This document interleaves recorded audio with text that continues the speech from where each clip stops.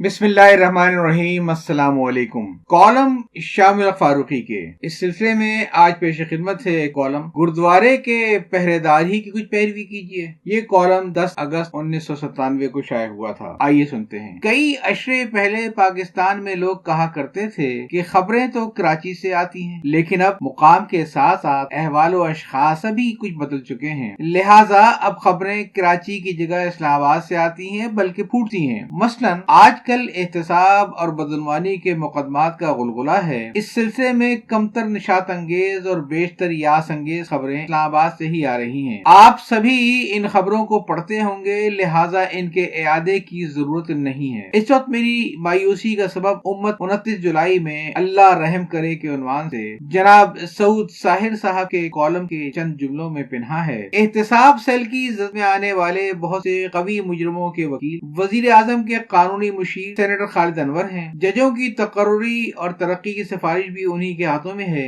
जनाब अकरम शेख वजीर आजम के मुकर्रबीन में शामिल हैं, लेकिन मिर्जा असलम बेग, ताहिर न्याजी और इस तरह के दूसरे तमाम एहतसाब सेल के मातूमीन की वकालत कर रहे हैं। जनाब अकरम शेख फरमा रहे हैं, इंसाफ का बोलबाला हो रहा है। कई मुजरमों के बारे में जनाब नवाज शरीफ की प्रोजेक्शन के जिम्मेदार ये कहते हैं कि वो हमारे मुहसिन हैं। जनाब सैफुर रहमान मुजरमों को पकड़ रहे हैं और एहसानमंद उनकी सफाई में लगे हुए हैं। सऊद साहिर साहब के आखिरी जुमलों से अंदाजा होता है कि गोया वजीर आजम के एक मुकर्रब सेनेटर सैफुर रहमान साहब तो अपनी जिम्मेदारी पूरी तरह निभाने की कोशिश कर रहे हैं, लेकिन वजीर आजम के दूसरे मुकर्रबीन मसलन जनाब खालिद अनवर और जनाब अकरम शेख वगैरह उनके रास्ते में रोड़े अटका रहे हैं। सेनेटर सैफुर रहमान साहब तो मुजरमों को पकड़ रहे हैं, लेकिन वजीर आजम ही के दूसरे मुकर्रबीन अपनी जाती पेशावराना जिम्मेदारियों का सहारा लेकर उन्हें मासूम करार दिलवा रहे हैं। काश मामला इतना सादा होता। ये सही है कि सेनेटर सैफुर रहमान साहब मुजरिमों को वाकई पकड़ रहे हैं, लेकिन अब इस्लामाबाद ही से जो खबरें आ रही हैं उनके मुताबिक ये मुजरिम इंसानों से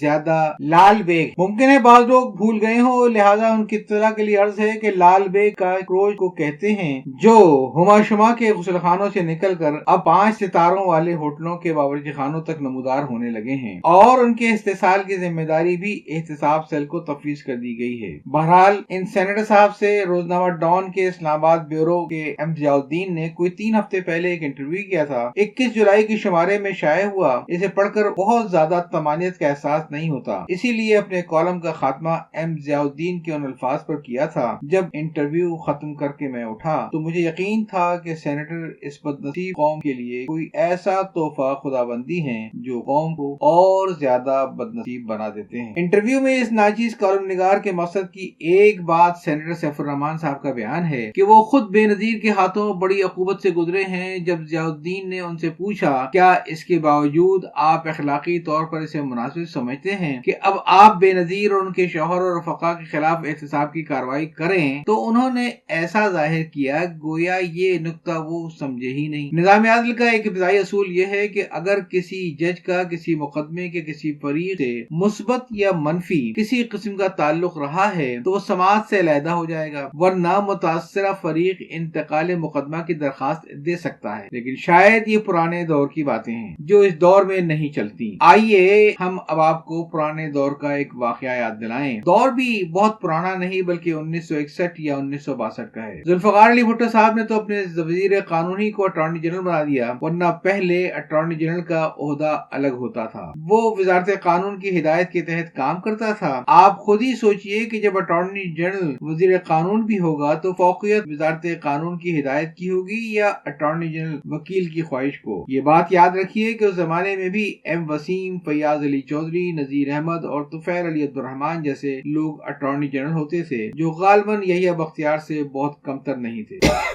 अटॉर्नी जनरल की शरायत मुलाजमत में ये बात शामिल है, अटॉर्नी जनरल की शरायत मुलाजमत में ये बात शामिल थी और अब भी है कि वो अपनी जाती प्रैक्टिस भी कर सकता है, लेकिन किसी ऐसे मुकदमे में वो फरीक मुखालिफ की तरफ से पेश नहीं होगा जिसमें मरकजी हुकूमत एक फरीक हो। ये भी याद रखिए कि फौजदारी के मुकदमात यानी कत्ल, डाका, चोरी वगैरह जैसे जराइम जिनमें रियासत मुद्दई होती है, उनमें रियासत से मुराद सूबाई हुकूमत है, न कि मरकजी हुकूमत। यानी अगर कोई शख्स चोरी या कत्ल में माखूज हो तो चूंकि सूबाई हुकूमत خود مدعی ہوگی، لہٰذا مرکزی حکومت کا اٹارنی جنرل ملزم کی طرف سے کسی بھی عدالت میں پیش ہو سکتا ہے، لیکن عموماً ایسا نہیں ہوتا، کیونکہ یہ بات اٹارنی جنرل کے عہدے سے بھی فروتر ہے اور اخلاقی طور پر بھی ناپسندیدہ۔ 1961 یا 62 میں چودھری نذیر احمد صاحب مرکزی حکومت کے اٹارنی جنرل تھے۔ ان کا دفتر لاہور میں تھا۔ مغربی پاکستان ہائی کورٹ کے ایک جج لا سیکرٹری تھے۔ لائل پور اب فیصلہ آباد میں ٹیکسٹائل کی ایک بہت بڑی فیکٹری کی لیبر یونین کا ایک لیڈر قتل ہو گیا۔ شبہ فیکٹری کے مالک کے بیٹے پر کیا گیا۔ اسے حراست میں لے کر مقدمہ چلایا۔ مجسٹریٹ نے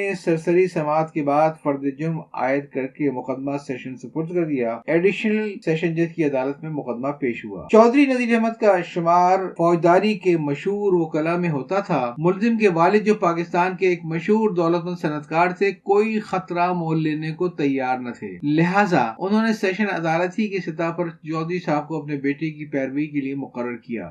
ظاہر ہے حکومت صوبائی کی طرف سے پیروی ضلع کا ایک معمولی پبلک پروسیکیوٹر کر رہا تھا۔ اگرچہ اس پیشکش کو قبول کرنے کے لیے چودھری صاحب کو کسی ایجاد کی ضرورت نہ تھی، لیکن بربنائے احتیاط انہوں نے مرکزی وزارت قانون سے ایجاد مانگی۔ اس سلسلے میں لا سیکرٹری کو ایک تار بھیجا۔ ان دنوں دارالحکومت میں جگہ کی قلت کے باعث لا سیکرٹری اور لا منسٹری کے دفاتر میں کوئی 4-5 میل کا فاصلہ تھا۔ لا سیکرٹری نے تار ہی پر یہ حکم لکھ کر اسے دفتر میں بھیج دیا کہ چودھری صاحب کو اجازت دے دی جائے۔ دفتر سے چھوٹے سے بڑے تمام افسران متعلق رائے تھے کہ اگرچہ اٹارنی جنرل قانون کسی اجازت کے بغیر بھی صوبائی حکومت کے خلاف پیش ہو سکتے ہیں، لیکن اخلاقاً ایسا نہیں ہونا چاہیے۔ لا سیکرٹری سے گفتگو کی، لیکن وہ اپنے موقف پر قائم رہے۔ اپنے نقطہ نظر کی مزید وضاحت کے لیے متعلقہ افسران 4 میل کا فاصلہ طے کر کے لا سیکرٹری کی خدمت میں حاضر ہوئے اور گفتگو شروع ہوئی۔ آخر ایک چھوٹے سے افسر نے معذرت خانہ انداز میں عرض کیا، جناب یہ گردوارے کے پہرے دار والا معاملہ ہے۔ سیکرٹری نے کہا، کیا مطلب؟ چھوٹے افسر نے کہا، جناب مشہور ہے امرتسر کے گردوارے پر ایک پہرے دار ہاتھ میں برچھا لیے اپنے روایتی لباس میں پہرا دیا کرتا تھا۔ ایک روز کسی دیہات کا ایک باشندہ امرتسر آیا۔ بہت دنوں سے اس کی خواہش تھی کہ وہ اس گردوارے کی زیارت کرے۔ اس نے پھاٹک پر پہرے دار کو دیکھا۔ اس نے بڑی لجاجت سے پوچھا، میں اندر چلا جاؤں؟ پہرے دار نے سخت غصے کے لہجے میں کہا، نہیں۔ دیہاتی الگ ہٹ کر بیٹھ گیا اور ہر گھنٹے آدھ گھنٹے کے بعد یہی مکالمہ دہرایا جاتا رہا، میں اندر چلا جاؤں؟ نہیں۔ دیہاتی یہ بھی دیکھ رہا تھا کہ اس درمیان میں سینکڑوں آدمی اندر گئے تھے اور باہر آئے تھے۔ آخر شام ہو گئی اور دیہاتی کے آخری بس جانے کا وقت قریب آیا۔ وہ پھر پہرے دار کے پاس گیا اور کہا کہ میں اندر چلا جاؤں؟ پہرے دار نے پھر ڈانٹ کر کہا، نہیں۔ دیہاتی سکھ نے سوچا کہ اب معاملے کو یکسو ہو جانا چاہیے، چنانچہ اس نے قدرے سخت لہجے میں کہا کہ میرے سامنے ہزاروں آدمی اندر گئے، تم نے کسی کو نہ روکا، صرف مجھے تم کیوں روک رہے ہو؟ پہرے دار نے کہا، کیا ان میں سے کسی نے مجھ سے پوچھا تھا؟ تم نے مجھ سے پوچھا تھا تو میں نے اپنا اختیار استعمال کیا، خود جانا چاہتے ہو تو چلے جاؤ۔ چھوٹے آفیسر نے یہ واقعہ سنا کر لا سیکرٹری سے کہا، اب جبکہ چودھری صاحب نے ہم سے پوچھ ہی لیا ہے تو ہم بھی اپنا اختیار استعمال کریں، کیونکہ صاف ظاہر ہے کہ چودھری صاحب ہمارے کاندھوں پر رکھ کر بندوق چلا رہے ہیں، ورنہ قانون کا علم انہیں بھی ہے۔ درمیانی افسروں نے بھی تائید کی، لیکن سیکرٹری صاحب نے اس مسئلہ سنجی کو پسند نہ کیا، اپنے فیصلے پر قائم رہے۔ غرض چودھری صاحب کو بذریعہ تار اجازت دے دی گئی۔ یہ خبر جو ہی عام ہوئی، ملک کے تمام اخبارات اور مدبرین چیخ اٹھے،